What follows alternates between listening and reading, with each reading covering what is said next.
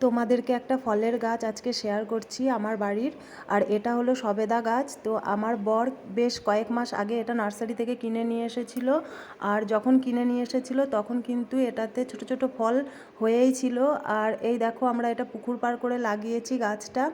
তো বেশ কয়েকটা সবেদা ছিল, তো জানি না আর সবেদাগুলো কি হয়েছে। আমরা বাড়ি থেকে বেরোলে তারপরে এসে দেখতাম এক একটা করে সবেদা উধাও। তো তখন কিন্তু সাইজটা অনেকটা ছোটোই ছিল, আর এখন কিন্তু সবেদাটা বড় হয়ে গেছে। আর একটা ফলই মাত্র আমরা পেয়েছি।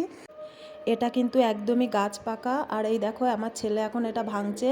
আর যেহেতু একটাই ফল আমাদের গাছে ছিল, তো আমরা তিনজনাই এটা ভাগ করে খেয়েছি।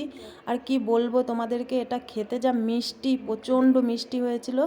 আর বাজারে যেটা কিনতে পাওয়া যায় তার থেকে একদম এটার আলাদা স্বাদ, আর প্রচণ্ড মিষ্টি। আর আমার সবেদা কিন্তু প্রচণ্ড ভালো লাগে। তোমরাও বাড়িতে পারলে একটা করে সবেদা গাছ লাগাও, এরকম গাছের টাটকা ফল খেতে পাবে।